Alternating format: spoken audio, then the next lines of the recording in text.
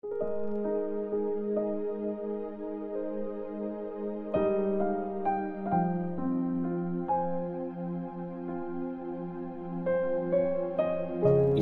chapter 33. Ginawang bantay si Ezekiel. Kinausap ulit ako ni Lord. Tao, sabihin mo sa mga kababayan mo ang mangyayari pag pinalusob ko sa mga kaaway ang lupain. Mag-a-appoint ang mga taga roon na magiging bantay nila. Pag nakita ng bantay na papalapit na mga kaaway, hihipan niya ang trumpet para warningan ang lahat. Pag may nakarinig ng warning pero hindi niya yung pinansin, tapos napatay siya ng kaaway, siya ang may kasalanan sa pagkamatay niya. Hindi niya pinansin ang warning, kaya kasalanan niya kung bakit siya namatay. Nakaligtas sana siya kung pinansin niya ang warning. Pag nakita naman ng bantay na paparating ng kaaway, tapos hindi niya hinipan ang trumpet para warningan ng mga tao, papatayin sila ng kaaway at mamamatay silang makasalanan. Pero ang bantay ang mananagot sa pagkamatay nila. Tao, ikaw ang gagawin kong bantay para sa bayang Israel. Sabihin mo sa kanila ang lahat ng warning na ibibigay ko sa iyo. Pag sinabi ko sa masamang tao na mamamatay siya, pero hindi mo siya sinabihang magbago, mamamatay siya dahil sa masamang ginawa niya. Pero ikaw ang sisisihin ko sa pagkamatay niya. Pero pag winarningan mo ang masamang tao at hindi siya tumigil sa paggawa ng masama, mamamatay siya dahil sa kasalanan niya, pero hindi ka mananagot doon. Patas ang Diyos. Sinabi sa akin ni Lord, tao, ulitin mo sa mga Israelites yung mga sinasabi nila. Ang laki ng kasalanan natin tapos pasaway pa tayo, kaya hinang-hina tayo ngayon. Paano pa tayo mabubuhay? Sabihin mo sa kanilang ako, si Lord God, ang Diyos na buhay. Hindi ako masaya na mamatay ang masasama. Mas gusto ko silang makita magbago at mabuhay. Israel, tumigil na kayo sa paggawa ng masama. Gusto niyo ba talagang mamatay? Tao, sabihin mo sa mga kababayan mo na pag sumuway ang mabuting tao, hindi siya maliligtas ng kabutihan niya. Pag tumigil sa kasamaan ng masamang tao, hindi siya paparusahan. Pero paparusahan ang mabuting tao pag gumawa siya ng kasalanan. Kahit nagpromise ako ng buhay sa mabuting tao, tapos feeling niya sapat na yung kabutihan niya, kaya nagpakasama na siya. Kakalimutan ko yung mabubuting ginawa niya at mamamatay siya dahil sa kasamaan niya. Pag sinabi ko naman sa masamang tao na sure na mamamatay siya, pero huminto siya sa kasamaan niya at ginawa niya ang tama at mabuti.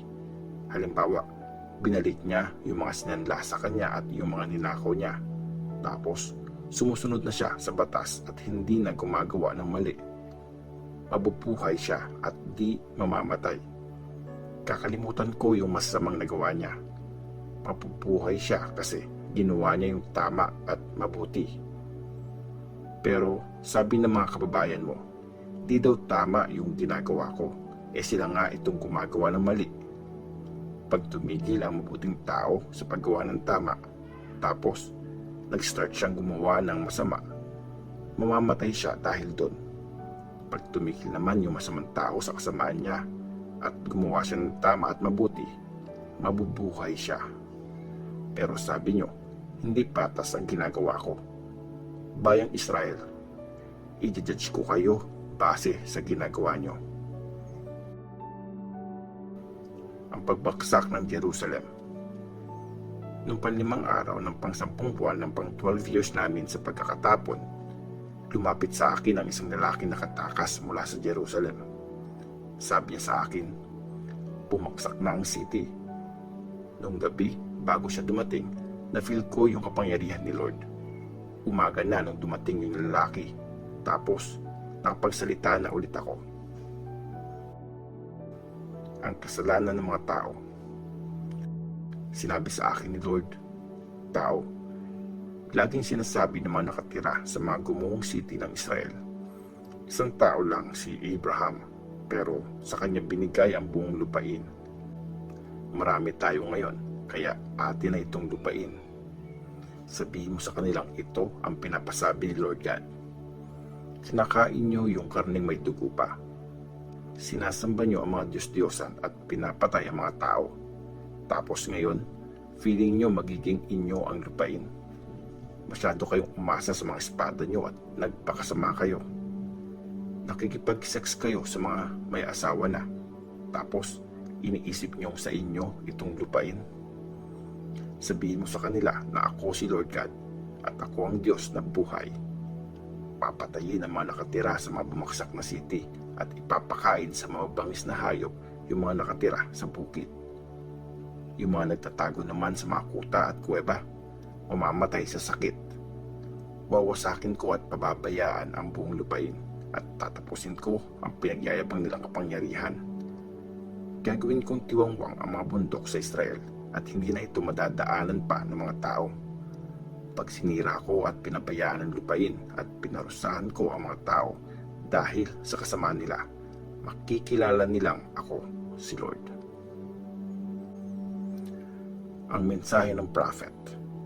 Sinabi ni Lord, tao, pinag-uusapan ka ng mga kababayan mo pag nagkikita-kita sila sa may pader ng city at sa pintuan ng mga bahay nila. Sabi nila, tara, pakinggan natin kung anong sasabihin ni Lord. So, lapit sa iyo ang bayan ko at makikinig sila sa mensahe mo. Pero, hindi nila susundin yun. Puro magagandang salita yung sasabihin nila. Pero, pera lang ang iniisip nila.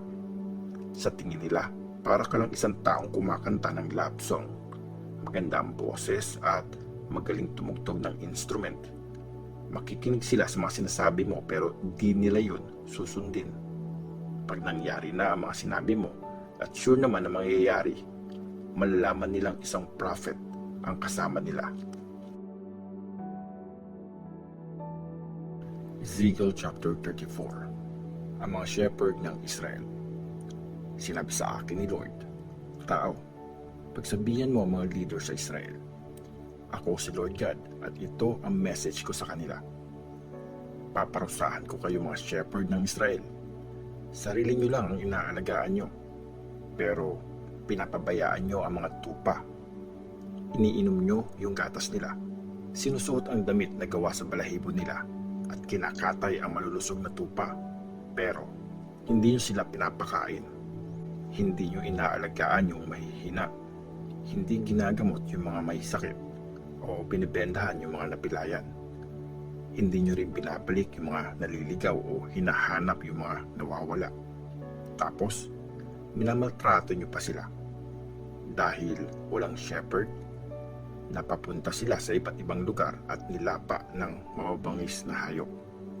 Nagpagala-gala mga tupa ko sa mga bundok, sa matataas na burol at sa iba't ibang parte ng mundo. Pero wala man lang humanap sa kanila. Ngayon, makinig kayo, mga shepherd, pakinggan nyo ang message ko. Ako si Lord God, ang Diyos na buhay. Dahil walang shepherd ang mga tupa ko, inatake sila at kinain ng mababangis na hayop. Hindi sila hinahanap ng mga shepherd ko kasi sarili lang nila ang iniintindi nila at hindi ang mga tupa.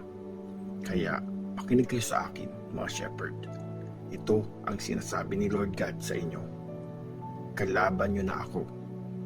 Paparusahan ko kayo sa nangyari sa mga tupa ko. At hindi na ako papayag na kayo pa rin ang shepherd nila kasi sarili nyo lang ang inaalagaan nyo. Ililigtas ko ang mga tupa ko para hindi nyo sila makakain. Si Lord ang mabuting shepherd. Ito ang pinapasabi ni Lord God. Ako na mismo ang maghahanap at mag-aalaga sa mga tupa ko. Kung paanong hinahanap ng isang shepherd ang mga tupa niyang nawala, hahanapin ko ang mga tupa ko sa mga lugar kung saan sila napapunta nung madilim at magulong araw na yon. Ililigtas ko sila. Iaalis ko sila sa ibang bansa. Pagsasama-samahin ko at ibabalik sa sarili nilang lupain. Aalagaan ko sila sa magandang pastulan, sa mga bundok at ilog ng Israel. Dadalhin ko sila sa masaganang pastulan sa matataas na bundok ng Israel. Papakainin ko sila doon ng sariwang damo at mahihiga sila sa magandang pastulan.